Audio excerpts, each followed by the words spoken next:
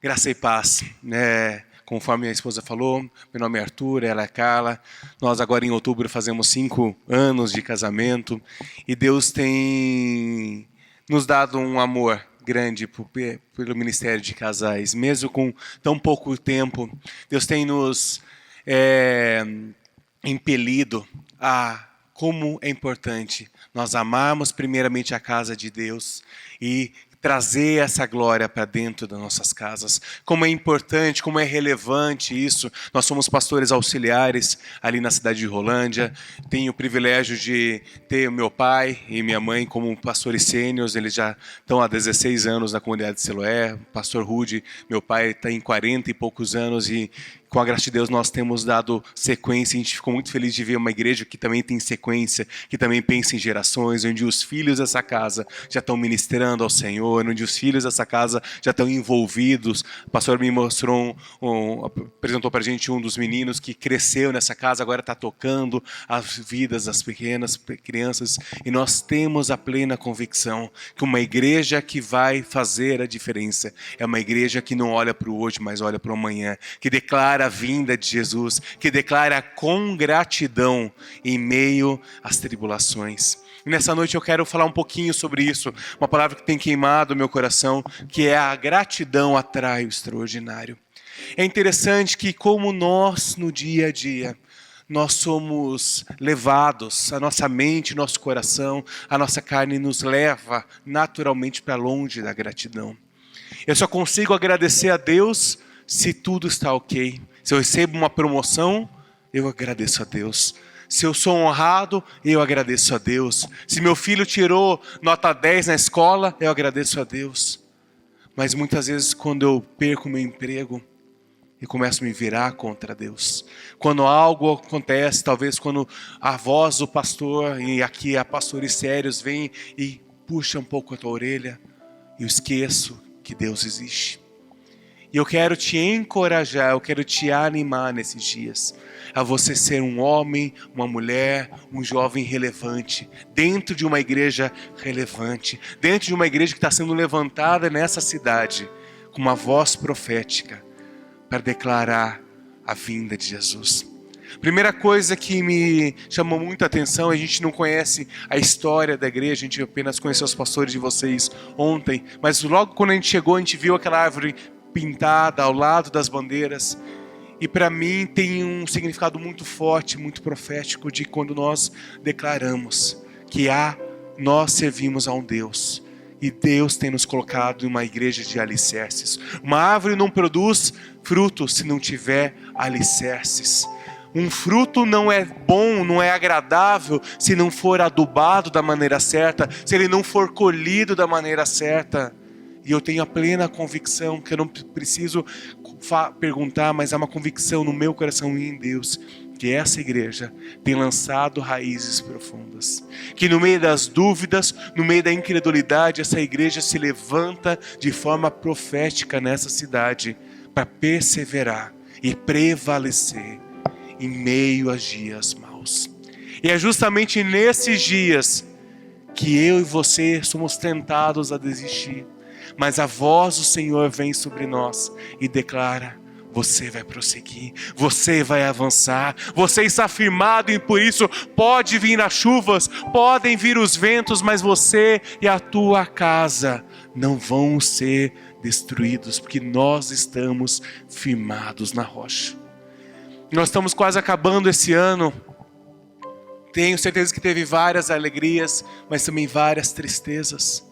Mas eu tenho certeza que a voz do Senhor é mais forte. E ela nos faz decretar que o ano que vem vai ser ainda melhor do que esse. Que no outro ano vai ser ainda melhor. Nós queremos que no ano que vem, se Deus permitir, podemos estar aqui, que vai faltar cadeiras em nome de Jesus. Porque Deus vai trazer um povo fiel. Deus fala muito sobre qualidade, sim, nós vemos, estava conversando com o pastor Nivaldo, né, sobre os jovens, como esses jovens têm sido embasados com qualidade, não tem sido igrejas de portas largas, que pode ser feito o que quiser, e glória a Deus por essa verdade, como faltam igrejas que são firmes no Senhor, e que no meio das lutas, perseveram e rasgam os céus em oração.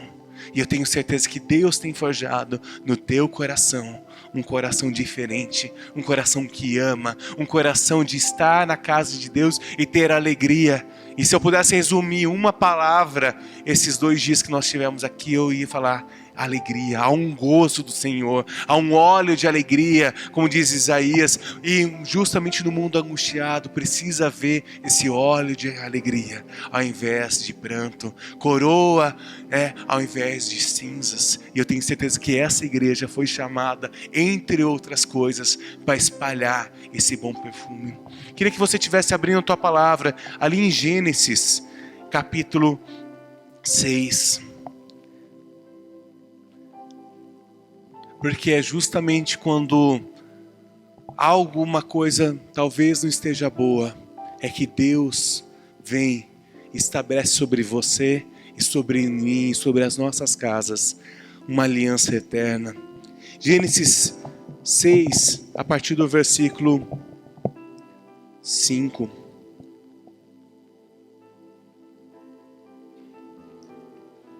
Gênesis 6 fala assim: o Senhor viu que a perversidade do homem tinha aumentado na terra e que toda a inclinação de pensamentos do seu coração era somente para o mal. Então o Senhor arrependeu-se de ter feito o homem sobre a terra e isso lhe cortou o coração. E disse o Senhor: farei desaparecer da face da terra o homem que criei, os homens e também os animais grandes, os animais pequenos e as aves do céu. Arrependo-me de tê-los feito. Nós estamos grávidos nosso primeiro ou da nossa primeira filha. Com a graça de Deus, Deus tem nos dado o privilégio de gerar a vida. Eu ainda não sou pai porque eu ainda não peguei nos braços, mas eu já me considero um pai porque a gente consegue, a partir do momento que você abre aquele exame e escreve positivo, alguma coisa começa a gerar dentro de nós. E quando eu penso nesse texto, eu não consigo imaginar a dor do coração do pai, de olhar para a terra e ver a crueldade, de ver que aquela obra-prima da criação perfeita havia sido desviado. E é interessante que isso foi escrito, sei lá, alguns historiadores falam 4, 5 mil anos atrás, e é exatamente o mesmo relato de hoje. Se você abrir o jornal, se você ligar a TV, você vai ver perversidade, você vai ver pessoas se desviando, pai matando o filho, filho matando o pai, marido batendo, matando a esposa e os filhos. É isso que nós vemos no noticiário. E se nós formos ver nisso, você fala assim: eu não vou ser pai, eu não vou ser mãe, para quê? Para que meus filhos vão ir para esse lugar. E é nesse lugar que eu e você precisamos perseverar e declarar: o Senhor me chamou como família bendita do Senhor. E os meus filhos e os filhos dos meus filhos prosperarão e serão morada do Senhor. Nada vai roubar os nossos filhos da casa de Deus. Achei lindo o casal que testemunhou que o filho trouxe, parabéns filho, né, por ter feito isso. Isso mostra uma semeadura profética dessa igreja, que pais vão ver a diferença nos filhos. E nós cremos numa palavra profética que tem sido liberada sobre a igreja do Brasil, que os pais, que os filhos vão trazer os pais vão trazer outras pessoas, que vão trazer consequentemente famílias, e esses filhos vão trazer mais pais e mais mães, e todos vão frutificar na casa de Deus. Mas isso é porque eu e você lemos a palavra de Deus. E naquele momento tinha dificuldade. E quantas vezes nós falamos: Deus, eu não consigo. Deus, eu preciso desistir. Deus, caminhar contigo é tão difícil. Deus, será que tem salvação para mim?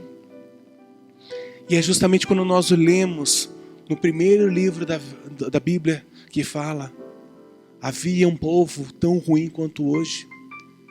Deus olhou e ficou triste. Mas vamos lá continuar ali no versículo Gênesis 6, 8 e 9 fala assim: porém a Noé o Senhor mostrou benevolência. Essa história da família de Noé. Noé era um homem justo, íntegro entre o povo da sua época. Ele andava com Deus. E eu acho lindo que no meio de um pensamento, de um coração de pai, coração triste de um pai, Deus olha e fala assim: todos estão se perdendo, mas tem o Noé. Tem uma família que ama a casa do Senhor. Tem uma família que é diferente, que tem mantido firme os pensamentos. E eu creio que Deus tem levantado você e a tua casa. Quando Deus olha para a terra hoje, Ele se entristece. Hoje Ele fala, Ele não se arrepende, porque a palavra de Deus fala que Ele nunca mais iria se arrepender. Mas eu tenho certeza que Ele fica triste, porque nós temos nos desviado tanto do plano original de Deus. Mas aí vem você, a tua casa, a tua perseverança, e Deus fala: eu escolhi, eu estou vendo você. Eu estou vendo a tua casa, eu estou vendo a tua dor, e mesmo em meio a isso você tem perseverado, mesmo em meio a essa incerteza, você tem se mantido fiel, você tem amado a casa de Deus, você tem priorizado estar na casa de Deus, e Deus olha e sorri para a tua vida. Deus olha e vê que o mundo pode ser ganho. Basta nós nos levantarmos, basta nós entendermos o nosso chamado como igreja. Há um tempo atrás eu li uma frase que fala assim: o que destrói uma geração não é a presença do ímpio, mas a ausência do justo.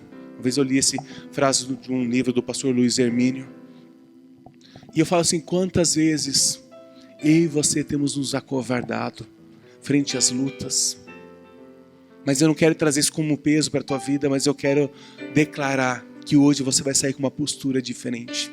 Hoje Deus vai começar a gerar algo em você, que você vai a partir de hoje conseguir falar mais do amor de Deus, testemunhar aquilo que Ele tem sido, aquilo que Ele tem feito, a esperança que há na tua vida de ter a convicção que o Senhor tem chamado você e a tua casa para juntos colhemos, juntos nós declararmos com gratidão. E quando ver as crises, quando vê muitas vezes um vizinho que está brigando com a esposa, que está batendo, que está fazendo algo, você terá a ousadia necessária e falar assim: olha, posso orar com você? Alguém no teu emprego que chega e muitas vezes está chorando, está cabisbaixo, está muitas vezes com o rosto inchado de tanto chorar, e nós temos a ousadia de falar assim: olha, posso orar com você? Existe um Jesus que um dia entrou na minha vida. Eu não sou perfeito, mas eu creio que existe um Jesus que pode te dar o conforto que você precisa. Há um Jesus que te ama e tem um plano extraordinário para a tua vida. Há um Jesus que um dia morreu na cruz do Calvário e que deseja ter comunhão com você. Mas para isso eu e você precisamos ser como Moisés. Como Noé, de perseverar. Deus manda ele construir uma arca e foram mais de 100 anos, segundo a maioria dos relatos, perseverando numa terra que nunca havia chovido. Mas ele confiava na promessa do Senhor. Por isso que eu te encorajo, meu irmão, minha irmã, quando os pastores dessa casa, quando os líderes dessa casa te desafiarem, seja o primeiro a falar assim: Senhor, se o Senhor está falando por meio do meu pastor, eu tomo posse e o Senhor vai me capacitar. Se o Senhor tem falado por meio do meu líder, eu creio que eu ando embaixo de uma cobertura espiritual, e por isso que eu e minha família vamos avançar, nós vamos perseverar em amar a casa de Deus, e Deus vai olhar com favor para a tua vida e para a minha vida.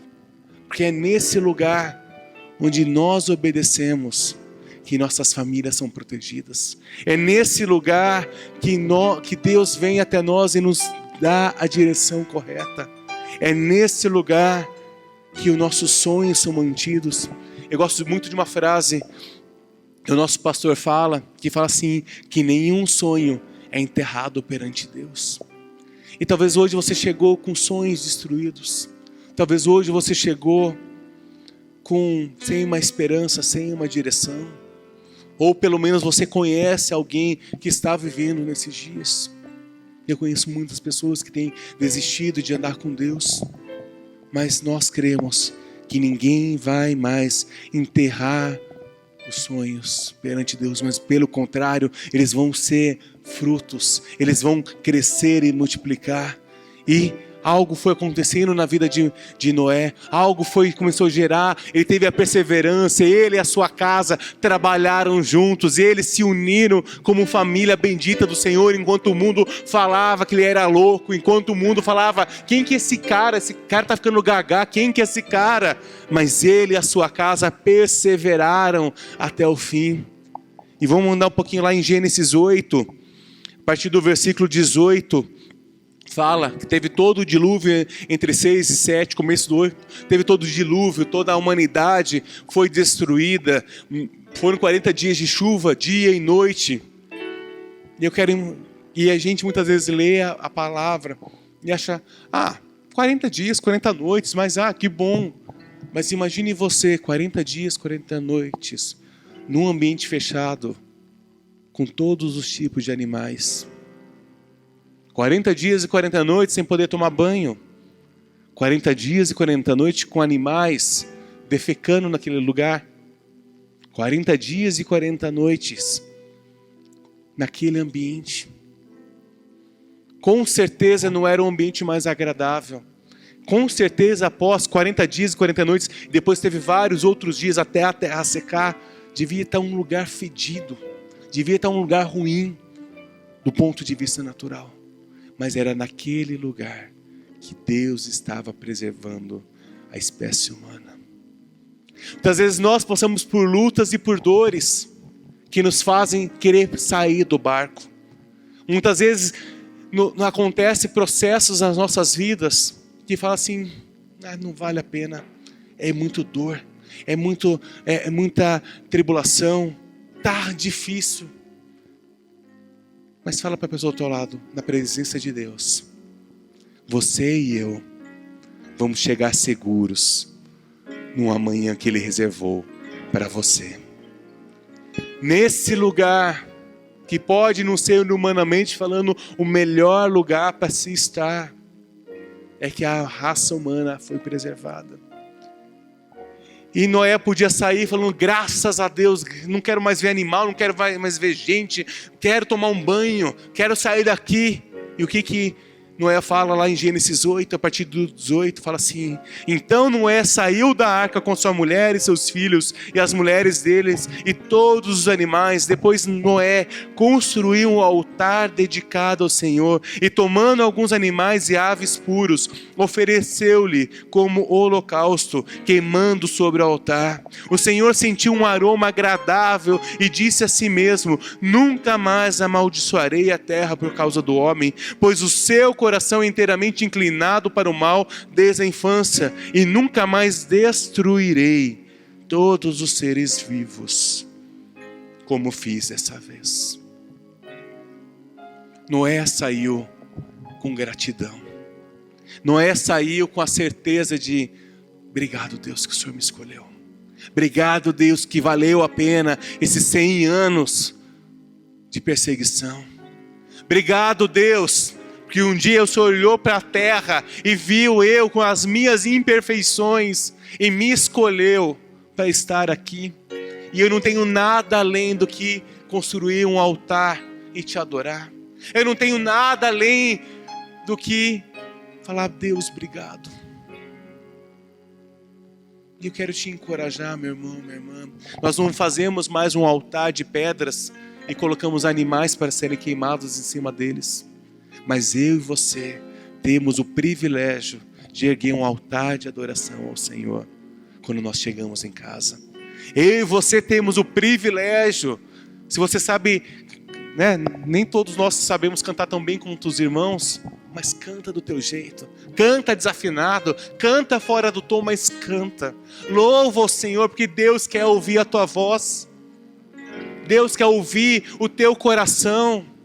Peça para o Senhor, que o Senhor te dê cânticos espirituais na presença dEle. Peça que o Senhor te dê motivos para cantar e louvar o Senhor. Porque é somente quando nós cantamos a palavra de Deus, somente quando nós louvamos ao Senhor, somente quando nós entendemos que quando nós estamos durante uma provação ou durante um processo, e nós temos que adorar o Senhor. E como nós somos tentados para naufragar. Nós estávamos aqui prontos para vir, na sexta-feira nós viemos, na quinta-feira bateram no carro do Ezequias, nosso motorista, nosso escudeiro, que Deus tem levantado para a nossa vida. Bateu e deu perda total no carro. E eu cheguei logo depois do acidente e ele estava meio tentando entender, ele estava indo buscar a filha dele e de mais um outro amigo, um outro irmão da igreja. E ele conseguiu, em meio a tudo, falar assim: olha, que bom que eu estava sozinho. Que bom que minha filha e a outra amiguinha dela não estavam no carro. Que bom que Deus preservou. Esse é um carro particular e um carro da empresa. Eles conseguiram ver, nossa, que bom que a gente teve dinheiro para renovar o seguro semana passada. O outro carro não teria seguro. Eles conseguiram entender isso. Logicamente, no começo tem a raiva, tem todos aqueles sentimentos de injustiça, né? A gente fica injustiçado, principalmente quando a gente está certo. Mas rapidamente ele conseguiu ouvir a voz de Deus. E a gente declarou: nada vai nos tirar de estar nesse lugar, na presença de Deus, onde Deus nos chamou para estar. Nada pode ser maior do que a voz do Senhor atraindo você para a casa de Deus. Nada pode ser maior ou falar mais alto ao teu coração do que a voz do Pai falando: filho, eu estou te esperando todo dia no teu quarto, todo dia quando você pega o teu carro, o teu ônibus para ir para o emprego. Comece a fazer nesses lugares pequenos altares de adoração ao Senhor. Lá em Rolândia está havendo muitos cortes por causa da crise, empresas. E a gente tem declarado, quando você ouve que vai haver um corte, vá lá para o banheiro da tua empresa e começa a clamar ao Senhor: Senhor, o Senhor sabe o meu coração. O Senhor sabe a minha vida. E eu declaro que eu e a minha casa não seremos atingidos. Se eu perder o emprego, o Senhor vai prover com graça, porque a tua palavra nos diz que o justo não vai mendigar o pão, que eu não serei humilhado. É declarando a palavra de Deus, é louvando ao Senhor e falando: ó Deus, eu não estou entendendo porque eu estou passando por essa crise, mas eu quero te adorar. E é esse lugar, meu irmão, minha irmã, que o céu começa a se mover, que as chaves do céu são viradas, que algo novo começa a acontecer, que a palavra de Deus começa a invadir as nossas vidas e os nossos corações, com palavras de somente: obrigado, Deus, obrigado, Deus. É entender que Deus tem uma obra tremenda para realizar na tua vida e nessa cidade e no Paraná, no Brasil, nos continentes. Que Deus não precisa de você e de mim, mas mesmo assim Ele fala: filho, faça parte. Filho, venha.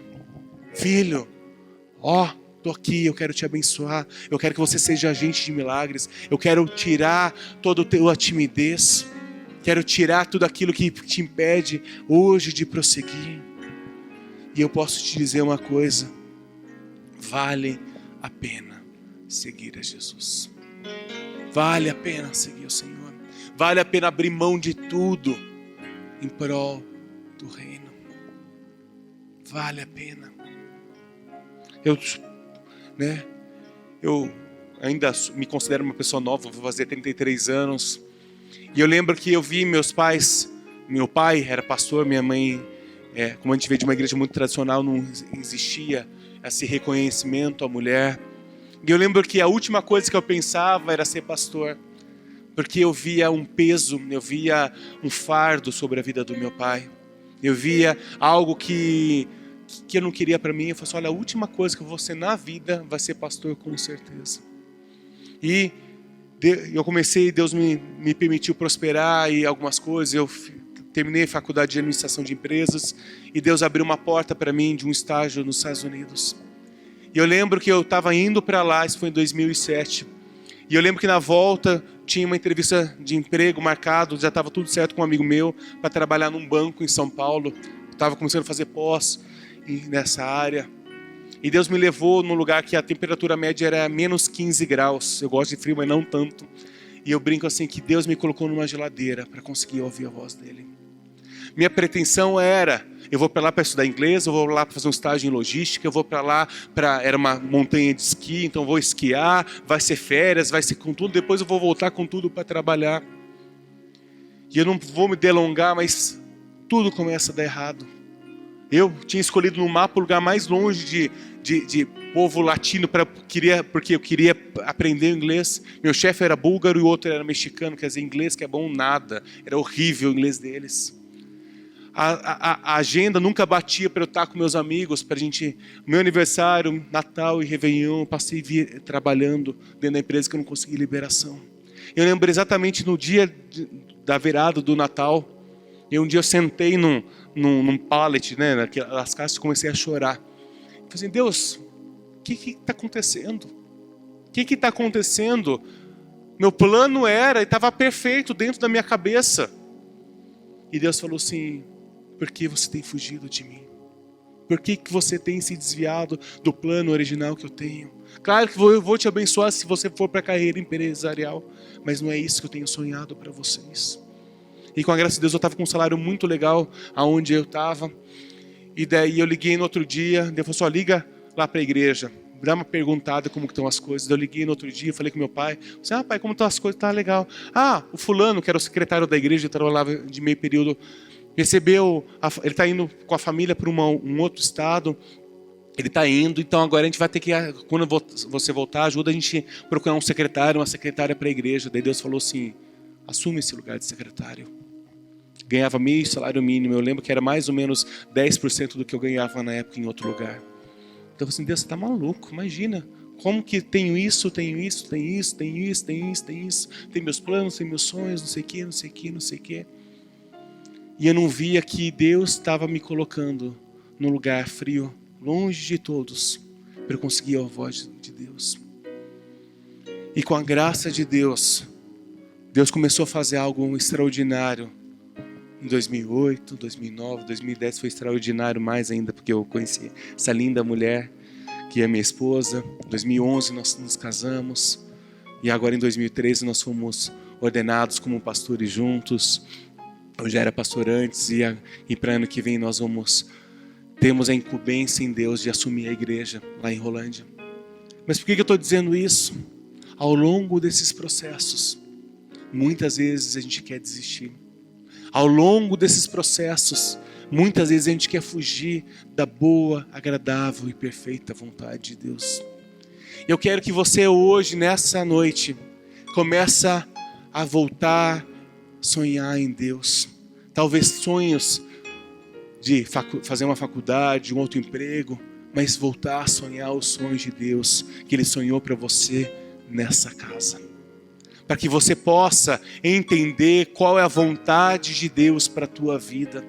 Para que você consiga entender que no meio das dúvidas, no meio do clamor, no meio de toda a adversidade, você vai em nome de Jesus levantar um altar de adoração no teu lar. E a presença do Senhor no meio disso vai fazer com que suba um aroma agradável ao Senhor. No meio das crises, no meio das dúvidas, ouça a voz dos pastores dessa casa. Ouça a voz deles falando, faça isso. Não seja rebelde e fale assim, não, para, o pastor está louco. Mas ouça a voz desses homens e mulheres de Deus que eles têm levantado nessa casa para te abençoar, para te servir. Honre a vida desses homens e mulheres de Deus. Ore todos os dias, sustentando a vida deles em amor, em gratidão. Porque eles têm pago um preço tremendo e grande que talvez vocês não imaginem como é. Mas como é gratificante. E a palavra de Deus continua.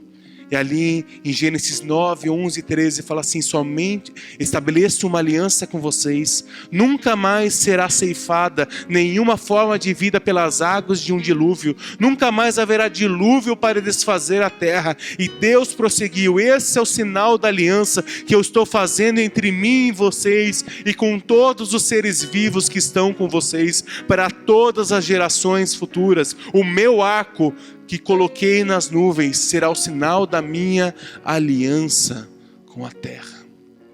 Somente depois que Noé foi grato, somente depois que Noé parou de brigar com as situações ao redor dele, somente após Noé entender que Deus estava chamando ele para erguer um altar de adoração, para ser uma família diferente, para fazer a diferença, que Deus vem e fala, nunca mais vocês vão passar por isso. E Deus colocou um arco.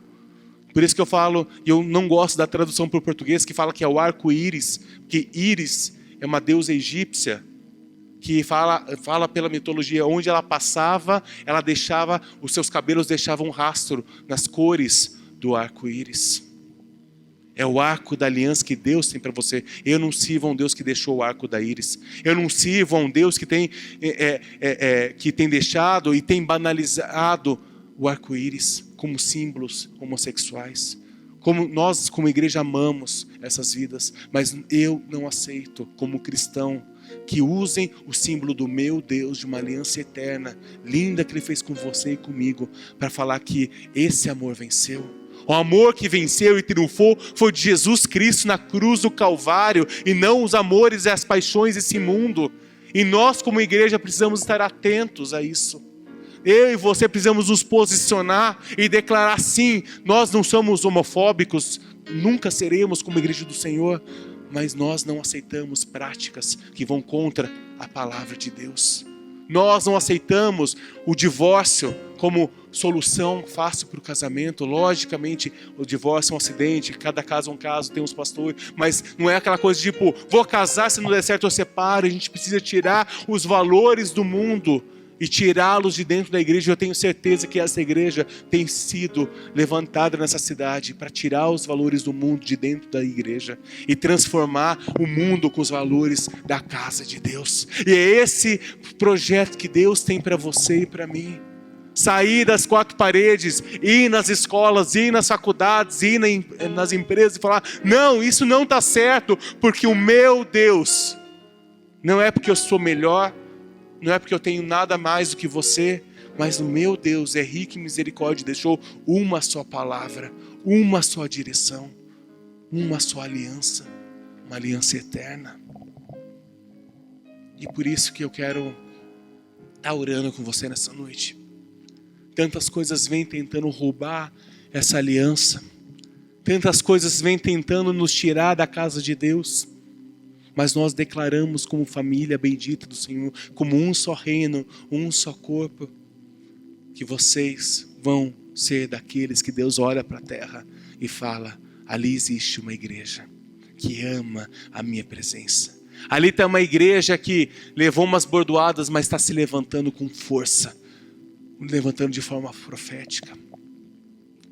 Ali há uma igreja composta de pessoas imperfeitas, como eu e você, mas que ama a casa de Deus, que tem prazer em estar na casa de Deus, que tem prazer em amar os princípios deixados por Deus, que ama o perdido, que ao invés de apontar os dedos, estende a mão. Eu achei lindo aquilo que o irmão falou. Nesse lugar, ele foi amado como ele era, né, irmão? Você falou isso.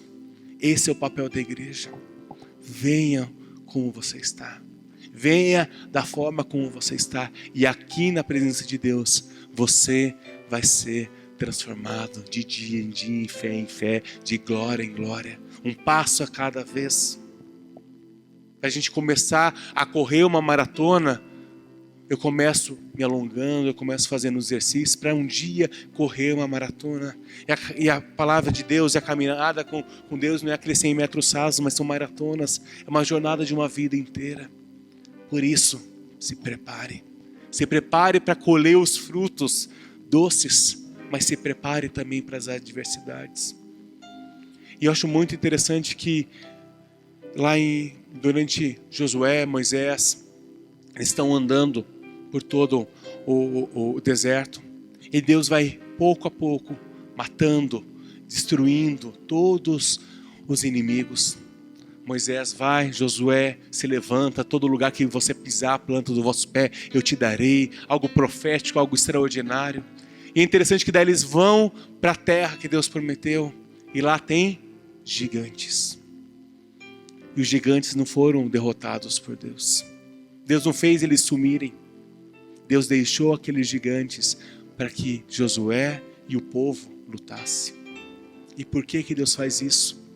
Deus faz isso para que eu e você precisamos lembrar que nós precisamos pegar a espada, a palavra de Deus e lutar cada dia. Deus tira os inimigos, Deus despedaça, Deus confunde os inimigos. Essa palavra de Deus fala, mas eu e você precisamos nos levantar e lutar. O povo de Deus não pode ser um povo que está acostumado a perder, ou que está acostumado a viver em paz e amor. Eu acho que uma igreja que não é relevante é aquela igreja que não tem problemas, que nunca tem uma crise. Aí tem que ter medo de uma igreja. Mas quando vozes contrárias tentam se levantar contra a igreja, quando o inimigo tenta se levantar contra a igreja, porque ele só tenta, ele não vai conseguir, em nome de Jesus. Amém? Quando o inimigo tenta, aí fala assim, Deus, nós estamos no lugar certo. E quanto mais nós estamos perto de Deus, aparentemente mais ataques aparecem. Mas não é que mais ataques aparecem. Se você pensar, alguém tirando o pastor Val, alguém mais é construtor aqui? Pedreiro, pintor, alguma coisa nessa área? Legal. Por exemplo, você é pintor? Pintor. Quando você começou a pintar, quantos anos você já pinta? 12 anos. Quando você começou a pintar, e hoje, é diferente ou você pinta do mesmo jeito que você pintava 12 anos atrás? Você está melhor, não está? Ainda bem. Por exemplo, há 12 anos atrás, se te mostrasse uma parede, você ia ver tantos erros quanto você vê hoje? Não. Então, uma das maiores mentiras de Satanás é: ai, pastor, eu estou me aproximando de Deus, agora eu estou levando burdoada. Eu estou me aproximando de Deus, e quanto mais eu me aproximo de Deus, mais o diabo se levanta contra mim. Mentira.